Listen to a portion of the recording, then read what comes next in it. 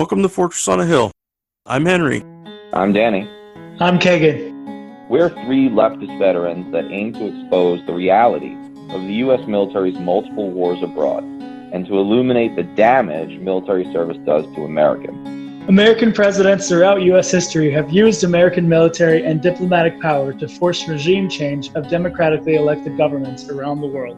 Most veterans come from families vested in prior service, and American generals choose their own, ensuring diversity of thought never interferes with American warmongering. How can we stand by and do nothing while our military kills and destroys lives the world over, while telling Americans that all this death and destruction protects them from terrorists when nothing could be more false?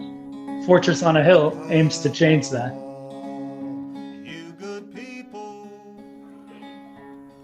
So Danny, All right. you have had like an impossibly busy summer, man. I certainly have. Yeah, look, I'm in this weird position. I think I've said it on the show before, where the worse the world is, the more it is like almost positive for my writing, because I literally cannot keep up with the news cycle. And so American empire at home and abroad, it's just spinning out of control with story after story and tragedy after tragedy. And, I just feel an obligation to comment on all of it, but I'll tell you, I lack the time and the energy to hit everything. And so, the pod is great because we get to throw around ideas and, touch on a bunch of things. But man, I'll tell you, I could spend my whole day writing and doing interviews and I'd still miss some stuff. Congrats on finishing out your Truth Dig series. Yeah, the history series. Oh man, what a labor of love that obviously was. I think it's a great series. We're gonna make it into a book. It's just an alternative look at American history from a more leftist and sort of more bottom-up grassroots perspective, right? Rather than a history of the elite. And I'm hoping it sells and some people actually pay attention, because I think we're in dire need of that kind of history. That said, one thing Americans ignore is our more recent history, and today we're lucky to have somebody on the pod, a really close friend of mine, Ryan Keene, who he lived the history, right? He lived recent history in Iraq, and then the tragic history of veterans since then, which is of course going to go on. So I want to introduce Ryan real quick, and he's born and raised in Ohio. That's where he's coming to us from. As for military service, he served in the Ohio Army National Guard from 2002 to 8. He had deployment with Task Force 134 at the high-value detainee site at Camp Cropper in Baghdad, Iraq, where he was from January to December 2005. Today, he's a proud stay-at-home father. He's got 3 amazing children. He's 100% disabled with the VA. He has PTSD, and he's been struggling with that in and out of treatment since 2006, which I think all of us on the pod know something about. He's an advocate of peer support locally for mental health issues. He's a fellow member with me, all of us, of About Face since 2017. That's Veterans Against the War. It came out of Iraq Veterans Against the War, which was formed in 2004. He participated in the national convention there in Seattle last year and in San Antonio this year, as well as took part in the Veterans Day action for About Face in Philadelphia. He's trying to start his own chapter of About Face in Ohio, which hopefully he has success with. And, the thing to know about him is he's an anti-war activist, an anti-imperialist poet. I recommend you check out his work, and a writer who is a contributor to the Peace Report by a fellow About Face member, Will Griffin. So, Ryan, thanks so much for coming on. Thanks, Danny, and thanks, everyone on Fortress on the Hill, for having me on. I just wanted to give a brief overview of my experience in the Ohio Army National Guard, specifically with my 12 months in Baghdad, Iraq, from January 2005 to December 2005. So I was in the Ohio Army National Guard from 2002 to 2008. When I joined, I was a 19 Kilo, which was an M1A1 Abrams tanker crewman. I was a part of an armored cavalry unit, which was mostly made up of tankers, as well as some infantry mortarmen and headquarters type people. So we got orders to deploy for Operation Iraqi Freedom in the summer of 2004. And as a group of tankers and infantry mortarmen who had Bradleys, we were told we weren't taking our tanks and that we'd be on up armored Humvees, being a combat security company doing route security. So we went to Fort Dix, New Jersey for pre-mob, and we trained for route security, as well as MOUT, which is urbanized warfare training. And the entire time we landed right after into Kuwait. I went to Camp Virginia, Kuwait. Everybody wasn't sure where we were going to be stationed, and there were some weird vibes going on. Nobody really was clear on our mission yet. So we ended up going to Baghdad at a little gray site called Camp Cropper, which was Iraq's HVD facility, high value detainee. And it was basically one of the three Iraq main prisons of Camp Cropper, Buka, and Abu Ghraib. Now, in 2004, Abu Ghraib was made infamous with the war crimes committed there that nobody but some untrained, isolated, and de-individualized enlisted people were punished for it. Philip Zimbardo is somebody I recommend, specifically Psychology of Evil, which he was an expert witness and worked with mental health with some of the Abu Ghraib corrections officers that committed these crimes.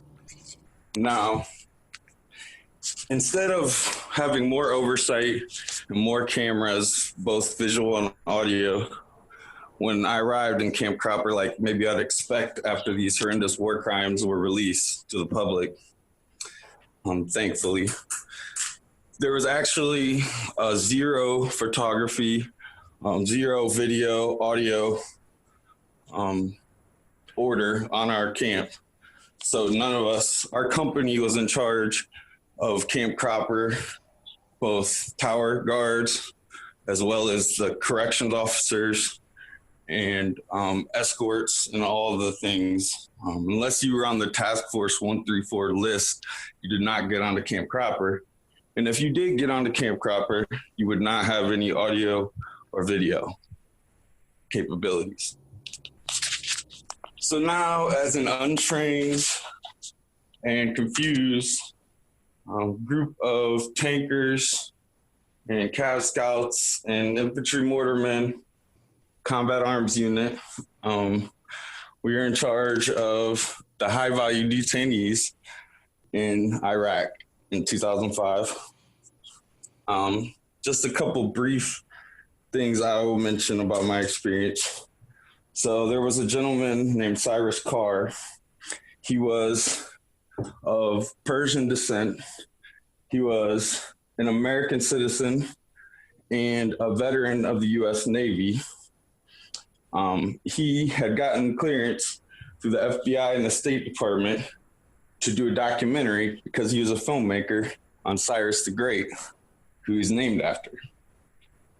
So the U.S. government knew fully well that he was in Iraq to film this documentary. And within weeks of him being in country in both Iran and Iraq, he was pulled over at a checkpoint. Him and his cameraman, they were in a taxi, just a regular city taxi guy that they had no connection with. Well, they found one washer and dryer timer, which at the time was a big thing for IEDs, allegedly. And so they instantly all were bagged and tagged, taken to Abu Ghraib.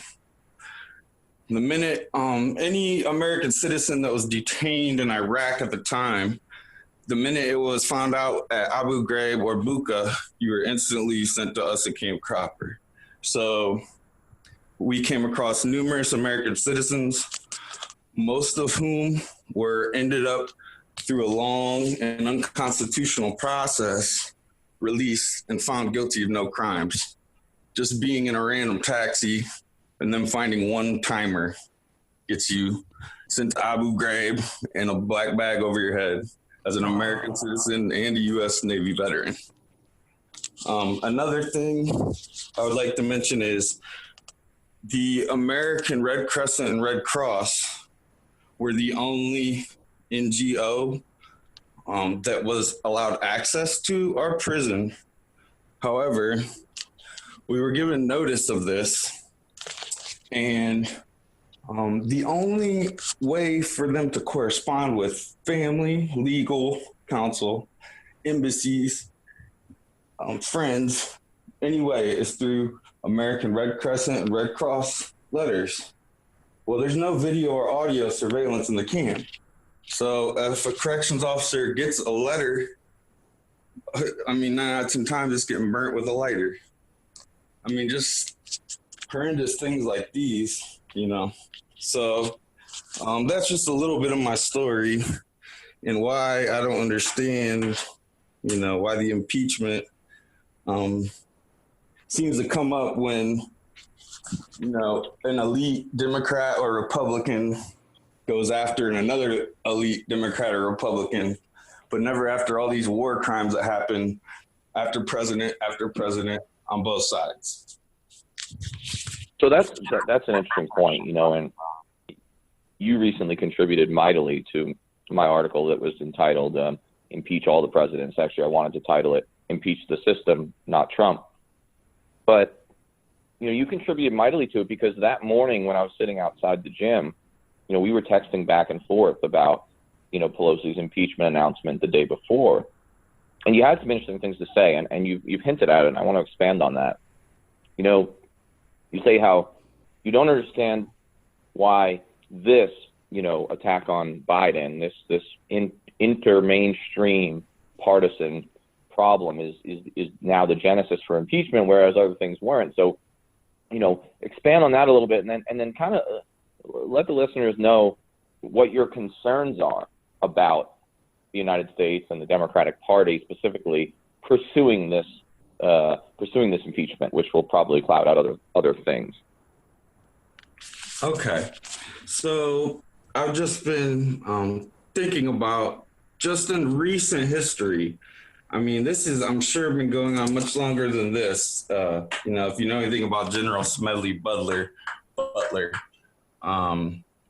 But so, for instance, the last president that was, other than Bill Clinton, that had risk of impeachment, but he resigned, was Richard Nixon. He wasn't brought for impeachment for the genocides in Cambodia or Laos that he was illegally committing and the war crimes, but he was brought to impeachment over spying on the mainstream corporate Democrat, you know, the war hawk in sheep's clothing. And then, you know, with George W. Bush, Nancy Pelosi said in 2004 that pursuing George W. Bush for impeachment for war crimes committed in Iraq and Afghanistan would be a waste of time. I mean, this is documented. The reason I believe nobody impeaches for war crimes, you know, President Obama, drone attacks, killing American citizens without due process through drones, starting to intermingle under Obama with Yemen's genocide, and then Trump, the continued genocide in Yemen and working with the Saudis. Now, the common theme through all of this is they don't want to impeach for actual war crimes, which have been happening for decades upon decades on both sides of the parties, because they're all complicit in war crimes through the military-industrial complex, the imperialism, which is run through capitalism and nationalism, and the Democrats are just as guilty as the Republicans because, Joe Biden, his son Hunter Biden, he's making $50,000 a month from one of the Ukrainian fascist oligarchs' natural gas companies. Biden Inc., which came out by Politico, does a really in-depth study of, the lobbyist firms in foreign countries, specifically Ukraine, that Joe Biden's brother and sons are a part of. The CrowdStrike comment by Trump. I mean, this is all the elites of the two parties battling it out, but they won't battle it out for the people of the world that are, getting stomped on for resources and megalomaniac geopolitics. I mean, that's really some great points that you're making that's just totally lost on mainstream media. There's a reason that the stuff that I write and that you contribute to and we all do ends up on, alt-left or alt-libertarian sites, which are great, but they just don't crack the mainstream, This is really an intra-family dispute, is what I think I'm hearing from you. And the family is the Democratic and Republican establishment, who they may argue at Thanksgiving, but ultimately they're brothers and sisters, right? They're a family affair. And so you're right, we're not talking about war crimes. So why not? Well, let's say we decided to impeach Trump for his, continued unilateral imperial presidency support for Saudi Arabia and the genocide in Yemen. Well, if you bring up that dirty laundry, you then have to remember it's going to come up that Obama started it. And everyone loves Obama, right? The Democratic Party is the party of Obama in some ways, or it was. And that's what the establishment likes. And so, you can't bring up impeachment for war crimes because back through at least Lyndon Johnson, if not earlier, Democrats and Republicans have been guilty of a lot of the same imperial extra-constitutional behavior without any congressional approval in many cases. So I think it's a great point bringing up. And, it's ultimately incredibly obtuse for Pelosi to suddenly act like she has the moral high ground over this Ukraine scandal, because clearly there's so much more to it, including, like you mentioned, the corruption of the Biden family, the vacuousness of focusing on, politics as the reason to impeach rather than true war crimes. But, what do you guys think when you hear about this, Henry and Keegan?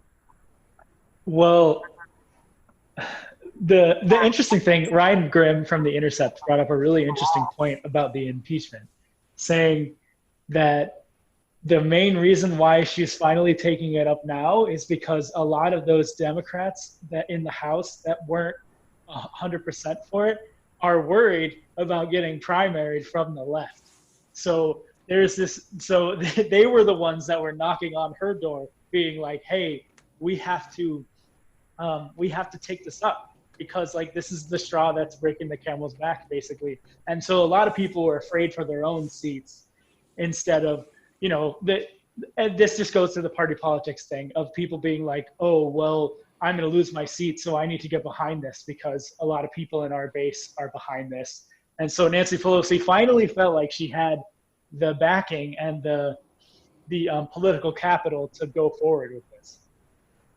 So it's annoying because it's not even necessarily about the substance of the matter. It's more just, oh, we finally have the votes to make this impactful. So now she's taking it up. Can I quickly interject just one last thing I forgot to mention? Yeah. I mean, the reason they don't want to, bring up war crimes, let's say on the example of bring up Trump for impeachment for work with the Saudis and genocide in Yemen, and Obama as well, and the illegal drone strikes and the start of Yemen genocide.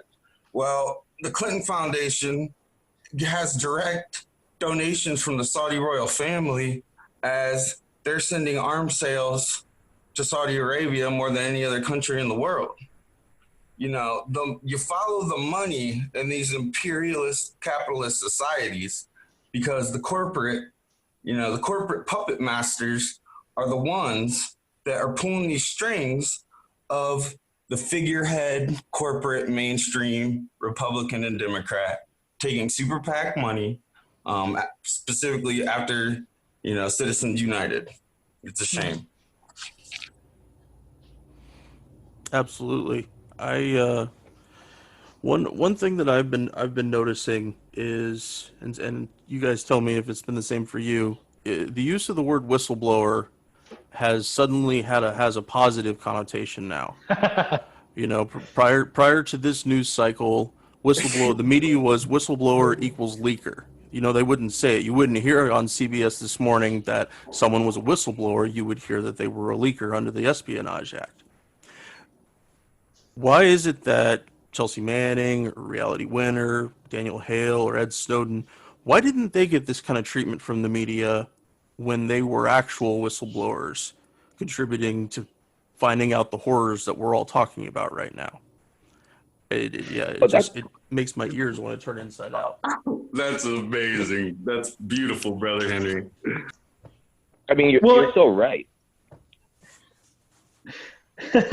I think it's interesting, so the way this dude went about it, right? He went through the proper channels of going to the Inspector General and then going up at other levels into the places where they finally had to cross from the straight up CIA realm into going into the White House. And that's where it kept getting held up. So even at and James Risen just talked about this in the last Intercepted, he was like, there was so many people trying to suppress his complaint that somebody finally had to say something about it to the media. And that's really more what got it pushed. It wasn't going through proper channels in this manner is never going to work on its own, because there's always going to be the people who are trying to stop it, because it's going to make them look embarrassed. I would like to also add to all of that the reason why this whistleblower is given all the admiration by the mainstream media and the corporate media is because, once again, this is a crime against, this is a whistleblower for corporations and imperialists. Mm-hmm. This is an elite. This is not a whistleblower of actual war crimes. Just like they won't impeach war crimes, they will not consider real, actual war crime whistleblowers, given their constitutional rights to be whistleblowers.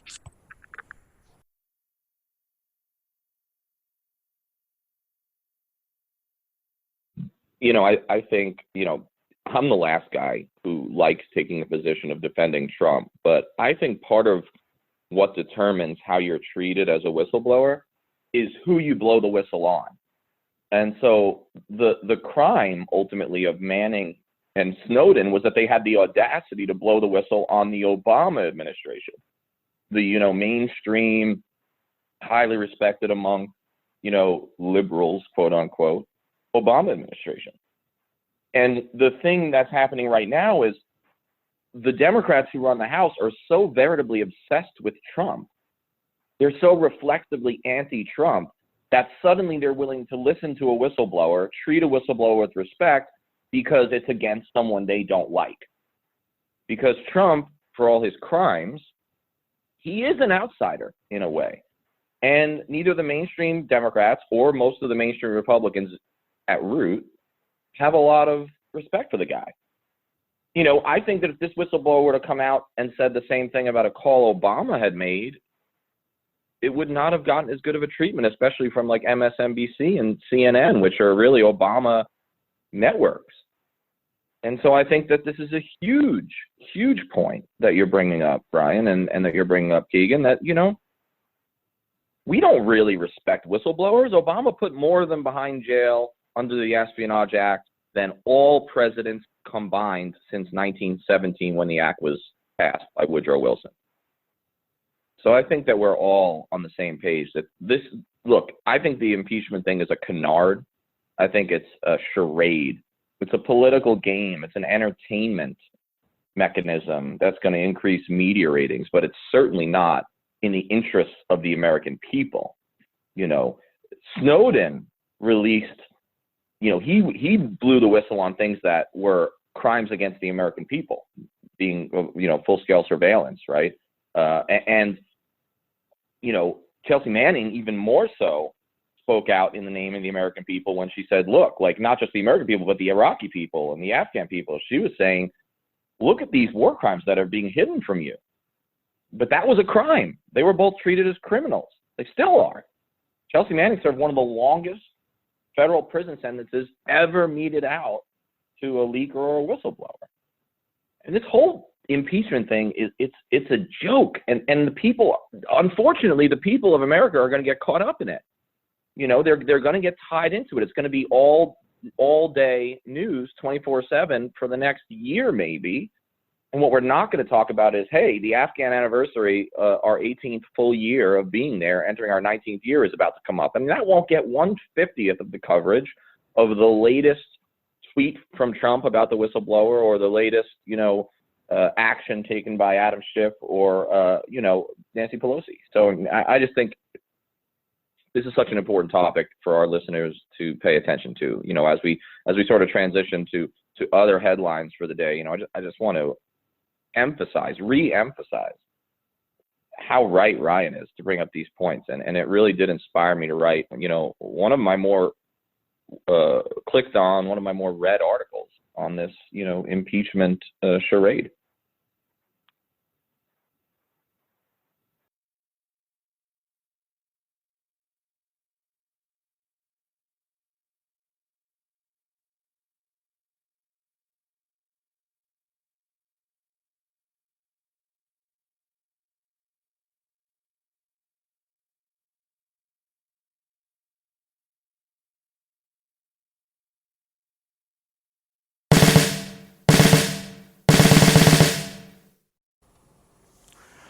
The guys and I love doing the podcast.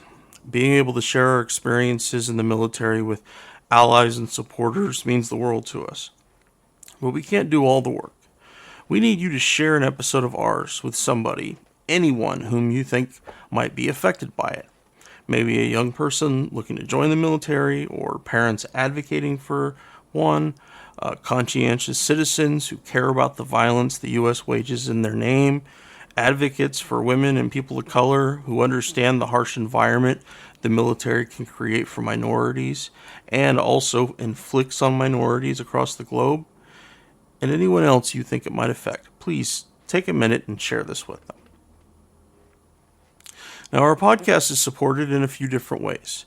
First, there's Patreon, where we're blessed to have an array of wonderful supporters helping the guys and I pay for some of the podcast's expenses. Those who contribute $10 a month or more will be mentioned here as an honorary producer, helping keep you, our listeners, stocked with new episodes.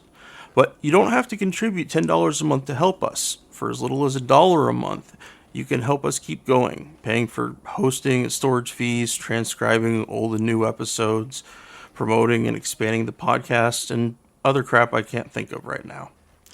So let's bring out these honorary producers, and they are Will Arens, Gage Counts, Fahim Shirazi, Henry Zamota, James O'Barr, Adam Bellows, Eric Phillips, Paul Appel, Julie Dupree, Thomas Benson, and the Status Quo podcast.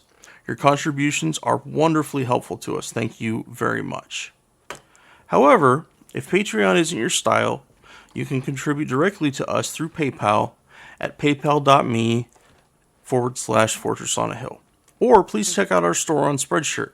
The great Bill Krapinski did an awesome job designing our first shirt, which you can find at shop.spreadshirt.com/Fortress on a Hill. Check for promo codes before you order. And now, let's get back to the podcast.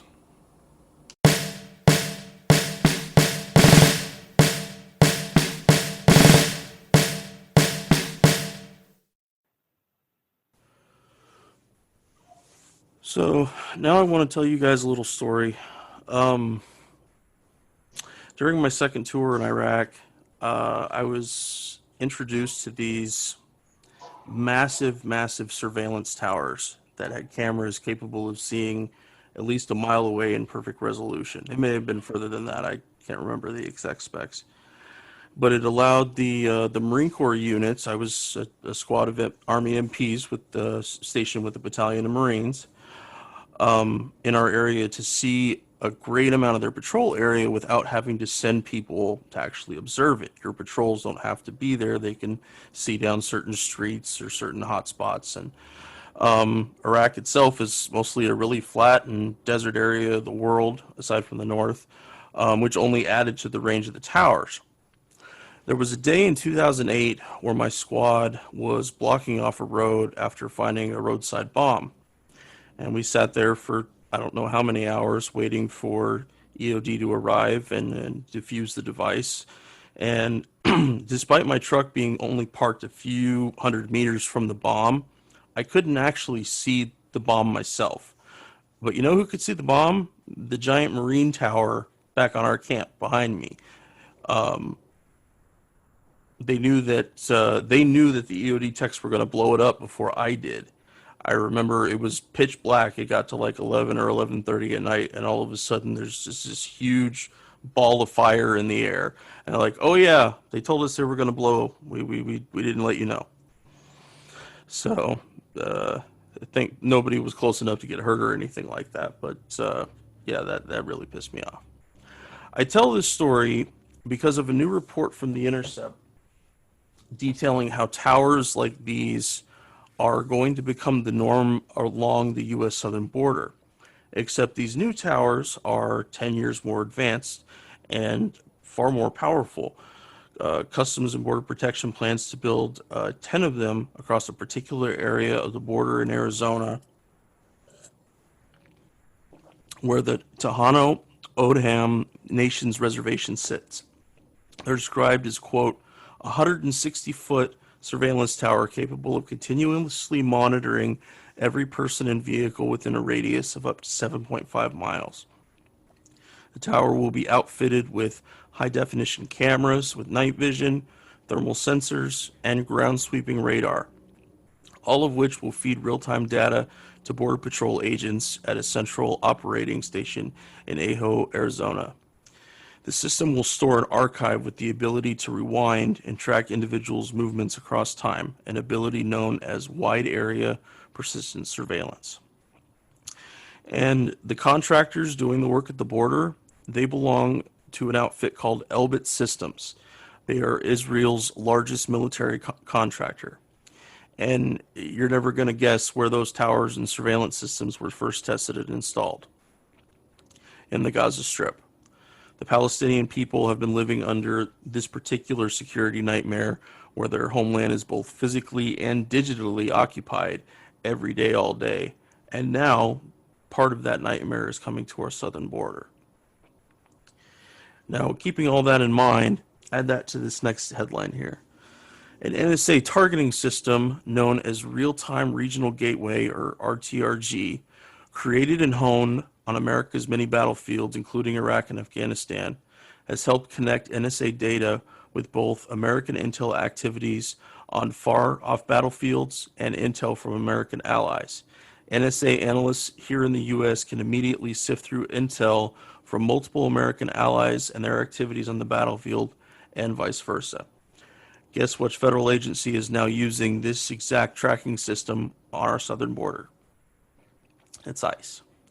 ICE uses this tool, they say, to combat drug smuggling and human trafficking, both horrible acts to be sure, but should they be fought using the same kind of intelligence capabilities we bring to our ostensible enemies overseas? The article from The Intercept on this topic makes it clear that countries using this system have no way of knowing how their intelligence is being used by allies in the furtherance of their own combat goals, and the same goes for American law enforcement agencies trying to use this intelligence. There are lots of parts to this narrative that are really horrifying, but today I'd like you guys to only focus on one. Military technology always comes home. A weapon or system built for one purpose often ends up elsewhere, being used entirely differently. While certainly these headlines are not the only examples, they are certainly dyed-in-the-wool examples of how these chickens will always come home to roost. We as Americans need to understand this more than anyone else in the world. Can I I've written comment? about this. Well, please go ahead, Ryan. Okay, I was just gonna say that was great, Henry. What I got from that as I'm listening is okay, the military tech, made in the Gaza Strip, corporations over people, free Palestine. There's a great new documentary called Gaza Fights for Freedom, done by Abby Martin and Mike Preisner of the Empire Files. And, it's about the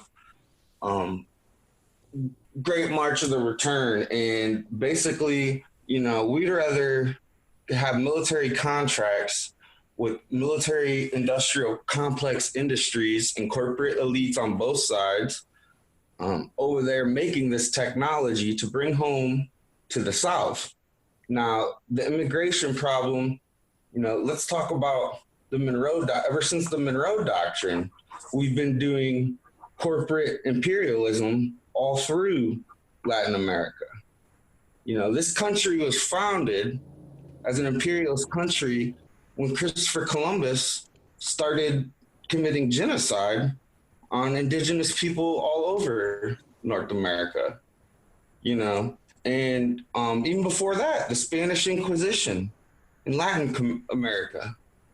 I mean, it's insane to me that people don't see the military industrial complex run by these corporations and elitists, which fund your mainstream Democrat and mainstream Republican.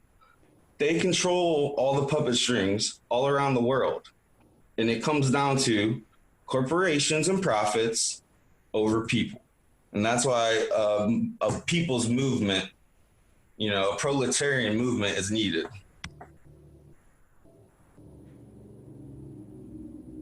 I've written a lot about empire coming home.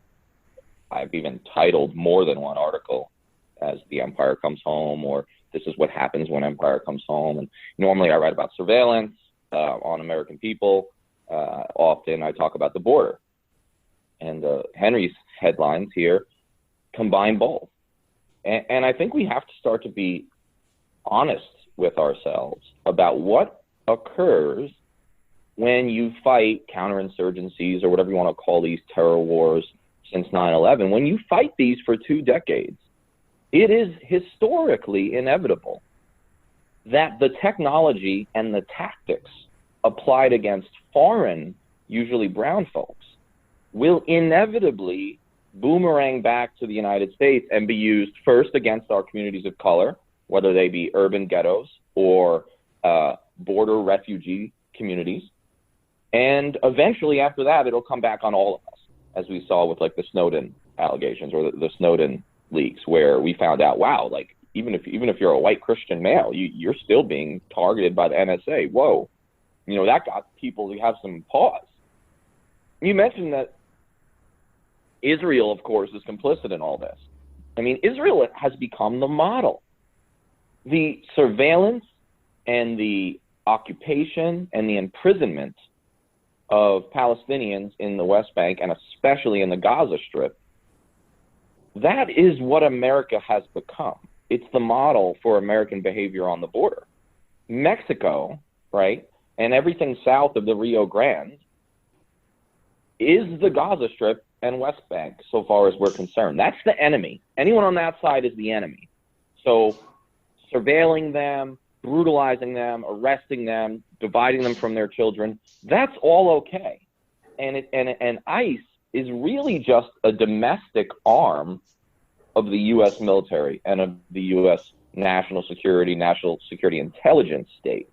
And we need to be banging the drums because, a famous writer who escapes me was talking about, Nazi Germany and saying how nobody stood up when different groups were, attacked, killed, imprisoned by the Nazis. And this writer said something to the effect of, first they came for the communists, the Nazis came for the communists. And I didn't say anything because I wasn't a communist, And then they came for the socialists, and I didn't speak up because I wasn't a socialist. And then they came for the Jews, and I didn't speak up because I wasn't Jewish. And when they then came for me, there was no one left to speak up for me. And that's how I feel we have to treat the most marginalized communities among us, whether they be peoples of color within the states or peoples of color, migrants and refugees, in many cases from U.S.-backed wars and U.S.-backed oppression. We need to stand with the least among us, like Christ might have said, hint, hint. Because if we don't, there's going to be no one left to speak up for the rest of us. And it's just the right thing to do, of course. Absolutely. I think the mission creep is really interesting just because, NSA has, they basically work everywhere. And so when you have somebody that uses something in theater, of course, it's going to be shared with the other agencies or the other parts of the agency, right? So, like we have a NSA facility in Texas, in San Antonio, and mainly they are about like drug interdiction or whatever, just like monitoring things. But I can only imagine with everything that's been going on and the push from the administration, I can only imagine that they are being used for other purposes, or as we're seeing, they are being used for other purposes, at least the technology. And the way that information sharing has become so easy these days, it's so easy to, and that's what's so scary to me about the RTRG program being used on the border, is that you have law enforcement and ICE officials who maybe don't have the clearance to look at the products that are being made. They'll have liaisons from the NSA that can basically relay the information to them in real time, and that's really scary because, again, as you said, Danny, like, where does this go? Like, this can only get worse, especially if that part of the program, which I think has the most potential to be really damaging to American constitutional rights, is the fact that, like, what if they started giving it to police departments, or state agencies that were, that they deemed necessary? Like, that's pretty scary stuff. And it's worth considering that it could be a really big problem. Yeah, and in addition to what Keegan just said about, the trickle down of the military industrial complex, okay, and this military technology has been filtering after the massive amount of,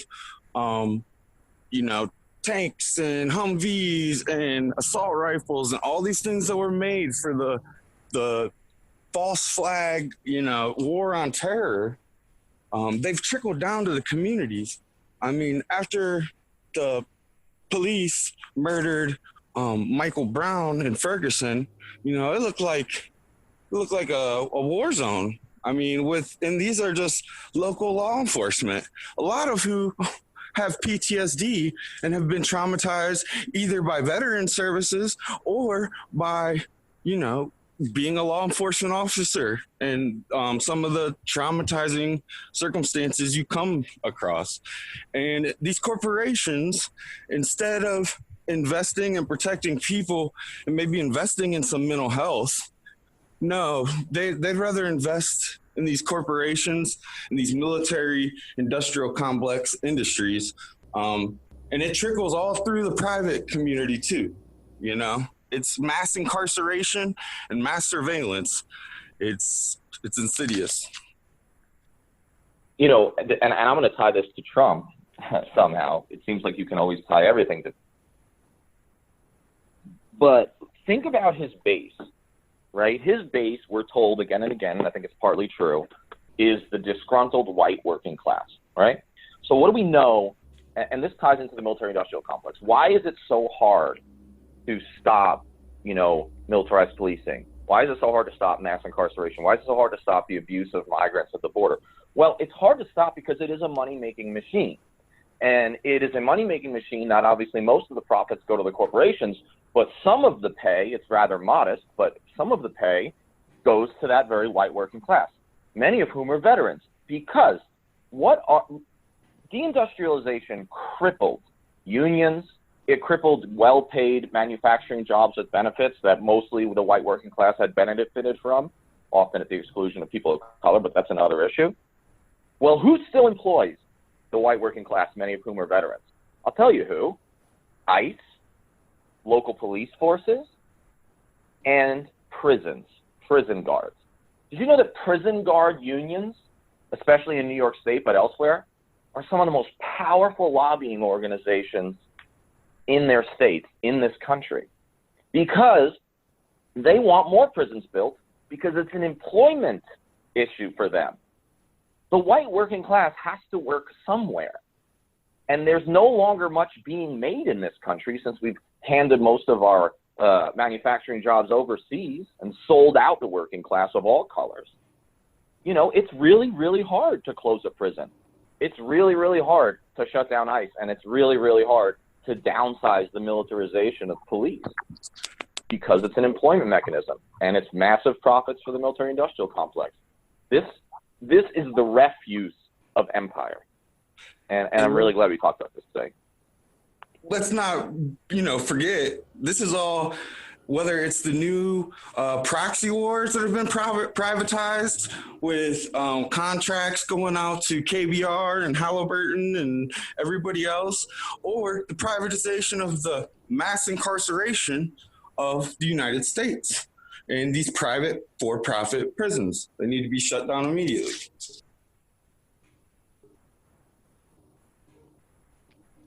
Absolutely. So go ahead, Henry. Oh, no, I'm good, eh?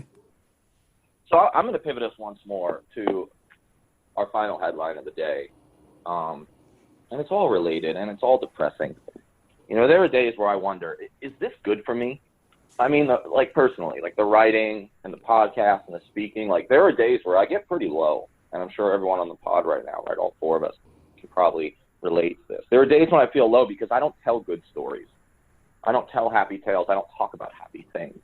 You know, some days I do 2 or 3 interviews in a day, and when it's over, I feel more exhausted than when I ran 10 miles when I was in the Army, just the exhaustion of it. But I would be remiss, we would be remiss if today, when this comes out in early October 2019, the United States will be celebrating, for an interesting euphemism, commemorating the beginning of the 19th year of its war in Afghanistan.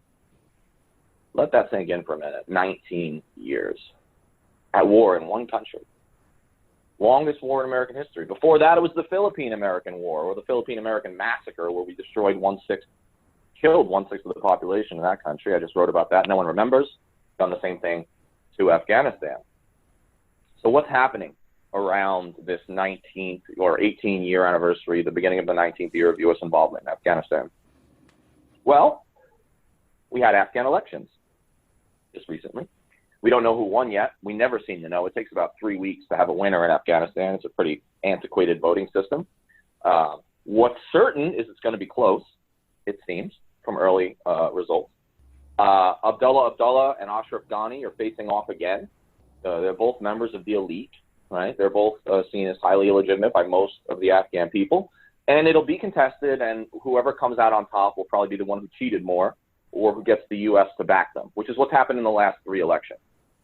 And whenever this happens, you'll hear lots of stories, right? Lots of heroic yarns about people dipping their finger in ink and, showing courage to vote in the face of Taliban threats. And that is all brave. But let's get down to the nuts and bolts of reality. 20% of Afghans went to the polls. 20%. All-time low. What does that tell us? Well, it tells us a few things. We know that about half of Afghanistan is either in the control, or being contested by the Taliban.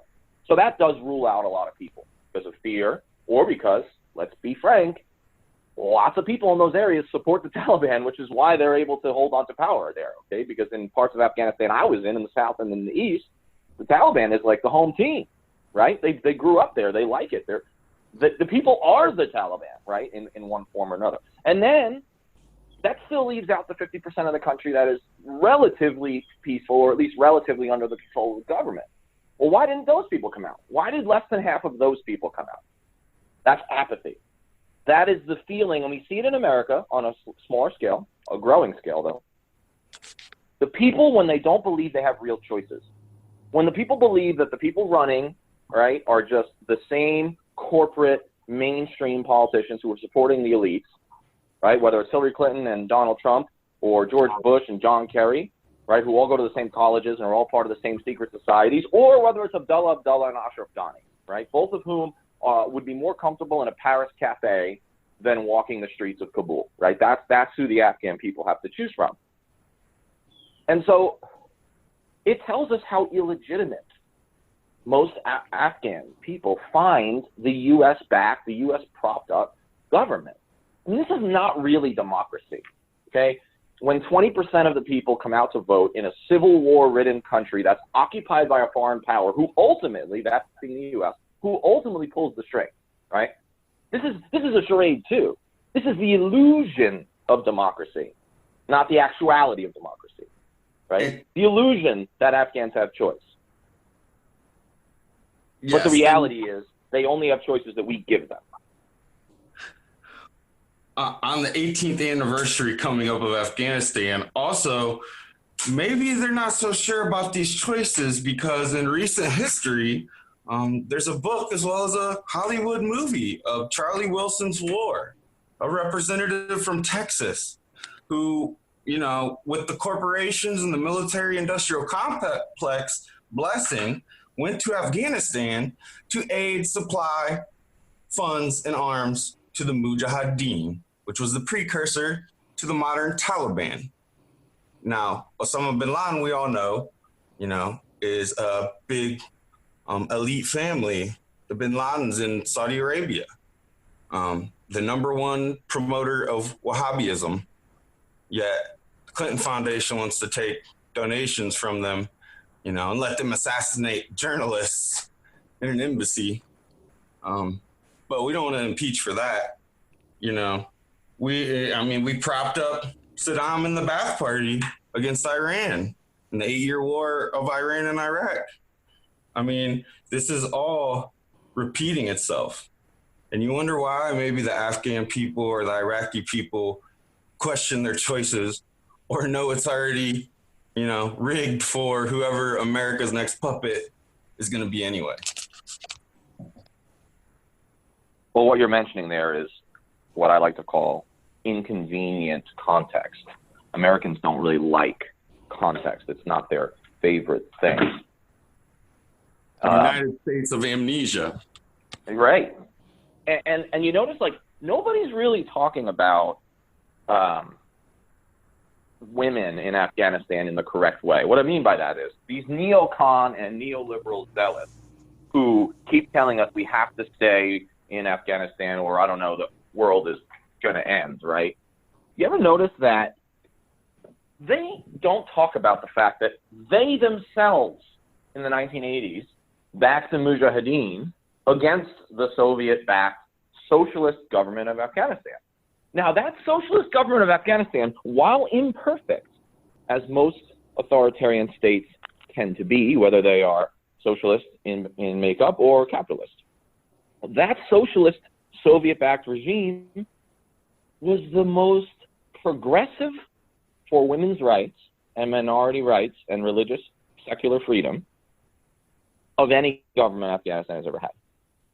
So don't tell me Max Boot, Rachel Maddow, you know, the neoliberal to the neoconservative, you know, range of people. Do not tell me we have to stay in Afghanistan in order to protect the poor Afghan women.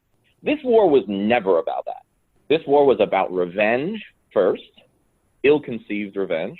Then it was about domination of resources and the projection of power. And ultimately, when there were no other reasons to stay, when nothing made sense, when no other justification existed, it had its inertia of its own. And the inertia, scientifically speaking, not my strong point, is driven by something. And it's driven by profit. And it's driven by our hyper-capitalist, extractionist system. And exactly. So now I find it incredibly obtuse for these people to say we have to stay for women's rights. Well, it's interesting, like with the Taliban, like say that we end up going back to the table with them, they're going to have some they're going to have some demands, right? And I mean, I feel like we might have to give up some of our Western ideals in order to create peace there, right? Like we have to acknowledge the fact that the Taliban controls roughly half the country, right? Like we wouldn't be able to move forward if we didn't realize that they have a very specific way of doing things. And while we may not agree with it as Americans with our Western values, what is the better outcome? Do we continue to stay there and prop up this government that does nothing for its people and enriches themselves? Or do we try to move forward with a peace that may be hard for us to swallow as with our Western democratic ideals? And that I think is what is like the corporate media doesn't necessarily want to acknowledge. They don't want to acknowledge the fact that we might have to make some hard choices and some hard concessions for peace in Afghanistan. And I don't believe these neoliberal talking point puppets on the corporate mainstream media, both on left and right, they realize that when you identify a certain group that you want to save, you're propagating the savior complex of manifest destiny, which is exactly what the imperialists and the corporate oligarchs that run the military industrial complex on a geopolitical level, that's what they want you to have, is that blind nationalism. And even if maybe you're not on the right wing and don't have the rah-rah waving American flag, but you're a neoliberal pundit on MSNBC or CNN, you're still hiding or giving the opportunity for the military industrial complex to commit further war crimes and profit on, bombs and guns over people and just destroy and obliterate people of every shape, size, regardless. So I don't understand how they don't understand that we propagate torture and war crimes and violence more than anyone in the world. It's a sad anniversary, isn't it? I mean, it's a sorrowful one. I think all of us, in kind of like wrapping this up slowly, I think all of us on the pod, obviously we're all soldiers, right? We used to carry water for the empire, as I like to say. We don't anymore. Now we fight the empire. But, it's easy to mourn the deaths of the 2,400 or so American soldiers who died in Afghanistan, and then, several thousand who lost limbs, and, tens of thousands wounded. And we should remember that loss. We should mourn the fact that in fighting an unjustified and unwinnable war, we sacrificed so much blood and treasure. But, when we celebrate or commemorate this awful anniversary next week or on Monday, which is, well, you have to correct me on the date, but it's in early October with the actual date, October 7th, I believe, we need to mourn the Afghan people, because that's the real victims. We're talking hundreds of thousands, millions of deaths, actually, if you go back to when this war in Afghanistan started in 1973, because that's what we forget, right? I mean, America's always been involved. We've always been like fueling the conflict through our arms and money, but we've only had troops on the ground for 18 out of the 46 years that Afghanistan has now been at war continually. Let us commemorate them. Let us mourn them. Okay, they're browner than Americans like to think of themselves. They're more Muslim than Americans like to admit, or like to accept in this country. But they're human beings. And we are not alone in this. There are other players, other guilty people. But we are a major, if not the major factor that has fueled these near genocidal wars on Afghanistan. It's a broken society. It's Humpty Dumpty. I'm not even certain it'll ever be put back together again. I'm not certain that 50 years from now, Afghanistan is a coherent whole with its current borders ruled from Kabul. I just don't see it. it's going to fracture. We're talking about never-ending civil war, or maybe eventually some sort of truce that divides the country into either two parts or a number of fiefdoms ruled by warlords, many of whom we've been backing since forever. This is the reality Afghans face. I have trouble looking an Afghan in the eye today, like an Afghan American. I was just on the Real News Network with an Afghan American women's rights activist, very, very eloquent, brilliant woman, and we were just digitally, streamed in. But it hurt me to like look at her face on the Skype in the corner while I was talking about how badly this is going to end for the Afghan people. I was embarrassed, it was hard to look her in the eye, because the crime that we've committed on the Afghans is inexcusable and unforgivable. And the thing is, when we leave, which I think we should, that's going to be a crime too. Like, it's not going to be happy ending. And yeah, maybe for our troops it is, because they don't have to get bombed anymore. But we're going to leave a shambles behind. Now, I think we should go, because I don't think it matters whether we leave in one day or one millennia. I think that's going to happen anyway, the travesty. But God, let us remember the Afghan people on this anniversary Monday, October 6th. Yeah, I just Well, Ryan, this was awesome, man.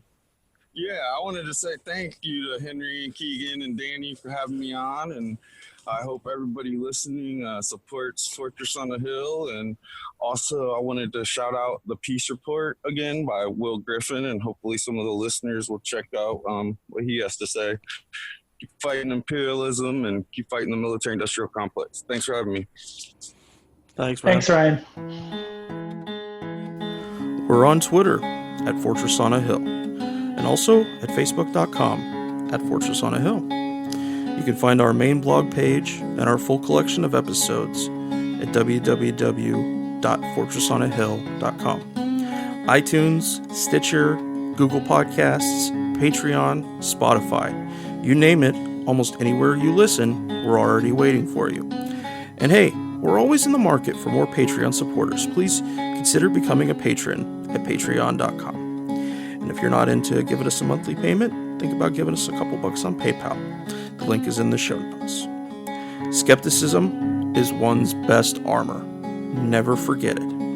We'll see you next time. Come on, you good people, and listen to my song. I hope you'll pay attention. I will not be